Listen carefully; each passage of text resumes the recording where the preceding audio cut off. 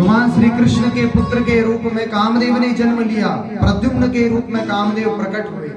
जब वो नन्हा बालक, कन्हैया के बालक जब 6 दिन के थे, प्रसूति का गृह से एक संबरासुर नाम का दैत्य रूप बदल करके आया, छल वाला रूप उसने बनाया, एक रूप बदल करके वो आया और उस बालक को उठा करके ले गया। 6 दिन के प्रद्युम्न जी को प्रसूति का गृह से ही उठा करके ले गया संबरासुर। संबरासुर को ये वरदान मिला था, संबरासुर को ये वरदान था कि भगवान श्री कृष्ण के पुत्र के अलावा किसी के हाथ से उसकी मृत्यु नहीं हुई। और जो ही उसे समाचार मिला कि भगवान श्री कृष्ण के पुत्र ने जन्म ले लिया है, भगवान श्री कृष्ण के घर पुत्र की प्राप्ति हुई है, तो वो तुरंत रूप बदल करके आ गया और अपने साथ भगवान श्री कृष्ण के बालक को चुरा करके ले गया। अपने विमान से वो समुद्र के ऊपर से उड़ता हुआ जा रहा था और उसने उस 6 दिन के नन्हे से बालक को समुद्र में फेंक दिया, समुद्र में गिरा दिया और उसने बड़ी जोर की हंसी हंसते हुए कहा कि आज तो मैंने विधाता का विधान बदल दिया, आज विधि का विधान मैंने बदल दिया, मैं अमर हो गया, अब मुझे कोई मार नहीं सकता। मैंने तो अपने काल को ही काल के मुंह में डाल दिया है, अब मैं मरूंगा नहीं, अब तो मैं अमर हूँ, अब तो मेरा कोई बाल बांका नहीं कर सकता, अब मेरा कोई क्या बिगाड़ेगा, मेरी तो मृत्यु को ही मैंने मार दिया, अब मेरी मृत्यु संभव नहीं है, अब मैं अमर हूँ, विधि का विधान बदल दिया, मैं भाग्य बदल दिया। बड़ा प्रसन्न हुआ संबरासुर और अपनी राजधानी लौट आया। लेकिन उस पगले को ये बात नहीं पता थी कि विधि का विधान बदला नहीं जा सकता। बदला जा सकता है क्या भैया बताओ?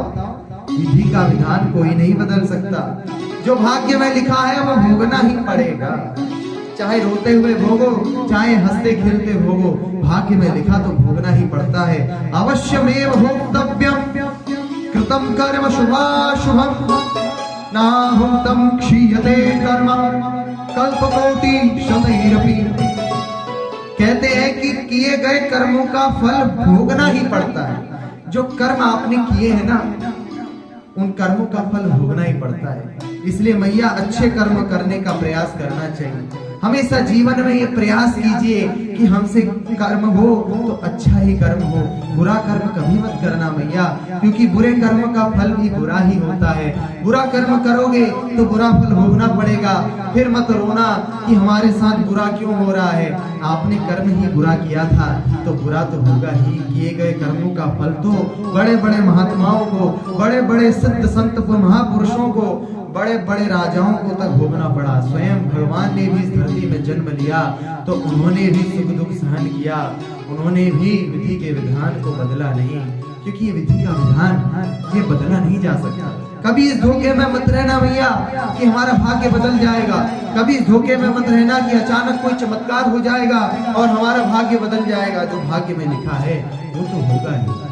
इसलिए ना इस लोक की चिंता करो ना परलोक की चिंता करो। इस लोक की और परलोक की सारी चिंताओं को गोविंद के हाथ छोड़ दो और तुम तो भगवान का भजन करो मैया। भगवान की भक्ति में डूबी रहो, भगवान की भक्ति में मस्त हो जाओ। भगवान की भक्ति करोगी तो कोई चिंता नहीं रहेगी। चिंता करके भी कोई फायदा नहीं, क्योंकि इस जीवन में जो लिखा है, जो भाग्य में लिखा करके लाए हो, उसको तो भोगना ही पड़ेगा। बस प्रयास ये हो कि हमसे कोई बुरा कर्म ना हो, हमसे अच्छे कर्म हो। जितना हो सके दान दो, पुण्य करो, अच्छे कर्म करो। जितना हो सके असहाय की सहायता करो, निर्धन को धन दो और भगवान के कार्य में सहयोग करो। भगवान की भक्ति में बढ़ चढ़ करके भाग लो। जीवन का यही सार है। अच्छे कर्म जितने हो जाएं उतने करो, बाकी फल की चिंता मत करो, क्योंकि भगवान ही कहते हैं कि भैया तुम्हारा केवल कर्म में अधिकार है। कर्मण्येवाधिकारस्ते मा फलेषु कदाचन। कर्म में ही तुम्हारा अधिकार है, फल में तुम्हारा कोई अधिकार नहीं है। तो इसका मतलब ये कि हम कर्म करना ही छोड़ दें? बोले ऐसा नहीं। पूज्य प्रेम नारायणाचार्य जी महाराज की ऐसे ही दिव्य प्रवचनों का आनंद लेते रहने के लिए चैनल को सब्सक्राइब करें।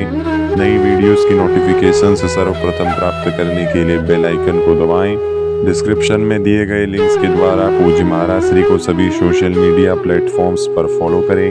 पूज्य प्रेम नारायणाचार्य जी महाराज का ये दिव्य संकल्प है कि श्रीमद् भागवत कथा एवं श्रीमद् वाल्मीकि रामायण कथा के माध्यम से शास्त्रों का ज्ञान जन जन तक पहुंचाया जाए। महाराज श्री के इस दिव्य संकल्प में आप भी श्रीमद् भागवत कथा एवं वाल्मीकि रामायण कथा का आयोजन करा करके सहयोग कर सकते हैं। पूज्य महाराज श्री से श्रीमद् भागवत कथा एवं श्रीमद् वाल्मीकि रामायण कथा करवाने हेतु दिए गए नंबरों पर संपर्क करें।